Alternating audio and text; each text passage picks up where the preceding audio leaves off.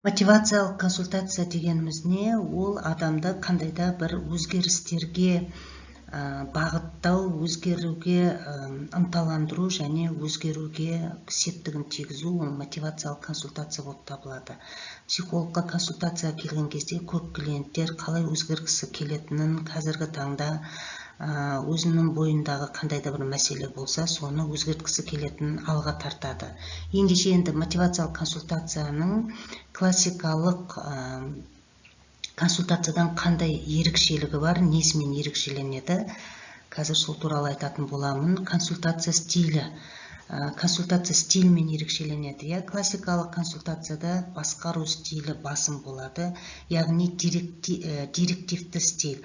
Ол кезде консультант, психолог көбінде ақпарат береді, қалай әрекет жасау керек, кеңес береді. Яғни директор деп алатын болсақ, ол қалай жұмыс жасау керек, қалай дұрыс жасау керектігін білетін консультант. Яғни ол жанама түрде мен саған не керек екенін білемін, және мен саған қалай соған жету үшін мен жету жолын білемін, сен осылай жасауың керек дейтіндей директивті түрде консультация жүргізеді.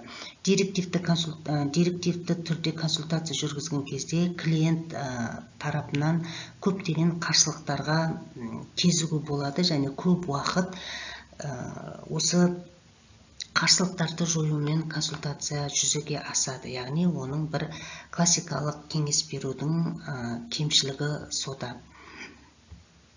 Келесі стиль ол бағыттау стилі, ол мотивациялық консультацияның стилі болып табылады. Ол туралы қазір айтамын.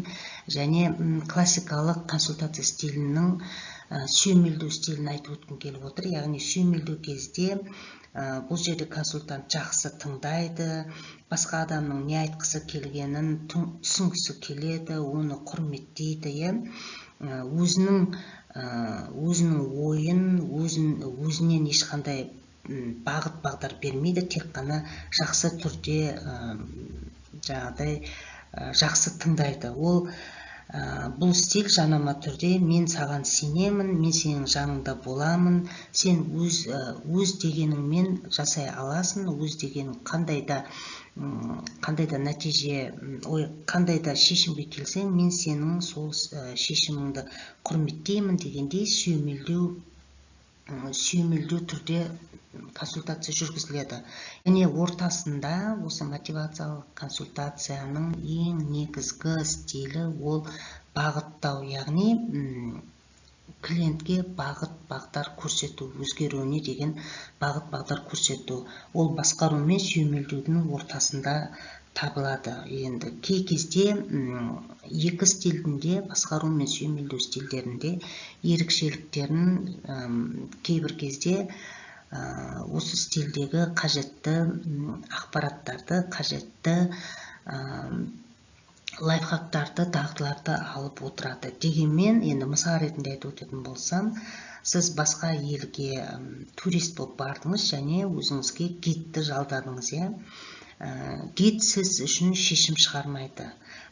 Барғыңыз келетін жерге алып барады, көрсетеді. Бірақ дегенмен жақсы гид сіздің қалаған жеріңізге баруыңызға ол тосқауыл қояды. Мысалы деген қауіпті жерге, криминалды жерге сіз барам десеңіз, гид сіздің артыңыздан сүйемелдеп еріп кете бермейді.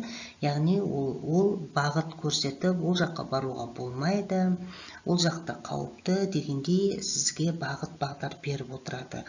Сол сияқты ол гид сізді жақсы тыңдай да алады, сүйемелдейді, кейде өзінің білімін ұсына алады, басқару стиліне де көшіп отырады, бірақ басым көпшілік кезінде ол бағыттау стилінде болады. Мотивациялық консультация дегеніміз клиентке бағыт-бағдар көрсету, клиенттің өзгеруіне бағыт-бағдар көрсету болып табылады.